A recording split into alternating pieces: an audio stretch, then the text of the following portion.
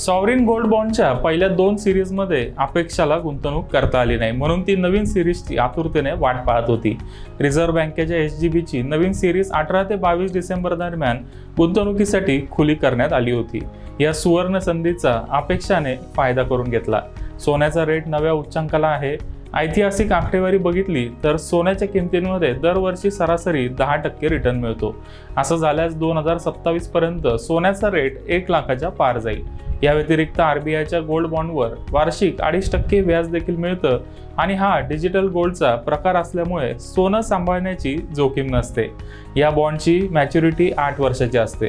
गुंतवणूकदारांनी मॅच्युरिटीपर्यंत हे बॉन्ड विकले नाही तर मिळणारा पूर्ण कॅपिटल गेन टॅक्स हा टॅक्स फ्री असतो। म्हणूनच 18 ते 22 डिसेंबर दरम्यान लाखो गुंतवणूकदारांनी या संधीचा फायदा करून घेतला। मात्र ज्यांना या सिरीजमध्ये गुंतवणूक करता आली नाही त्यांच्यासाठी पुन्हा एकदा संधी मिळणार आहे। कदाचित या आर्थिक वर्षातली ही शेवटची संधी असेल।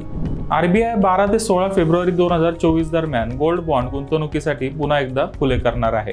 चालू आर्थिक वर्षात 19 ते 23 जून आणि 11 ते 15 सप्टेंबर दरम्यान पहिल्या 2 सिरीज गुंतवणुकीसाठी खुल्या करण्यात आल्या होत्या। या दोन्ही सिरीजसाठी साधारण 5,900 रुपये प्रति ग्रॅम असा रेट निश्चित करण्यात आला होता। तुम्ही ऑफलाईन आणि ऑनलाईन अशा दोन्ही प्रकारे गोल्ड बॉन्डमध्ये गुंतवणूक करू शकता।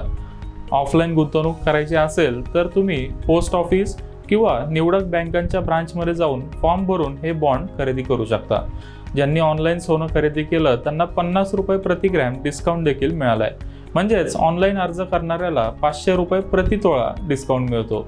तसेच फिजिकल गोल्डवर 3% जीएसटी भरावा लागतो, मात्र गोल्ड बॉन्डच्या माध्यमातून गुंतवणूक केली तर जीएसटी भरावा लागत नाही। ऑनलाईन खरेदी करण्यासाठी तुम्हाला आरबीआय आणि इतर बँकांच्या वेबसाईटद्वारे अर्ज करावा लागेल।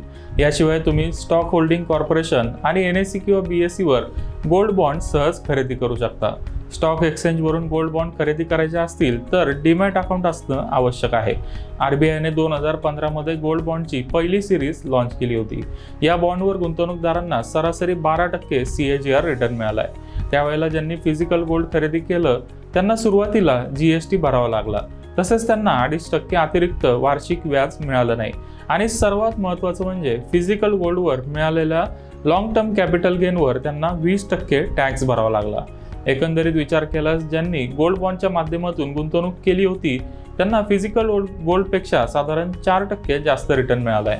गोल्ड बॉन्ड म्हणजे गुंतवणूक एक आणि फायदे अनेक असं म्हणलं तर ते चुकीचं ठरणार नाही।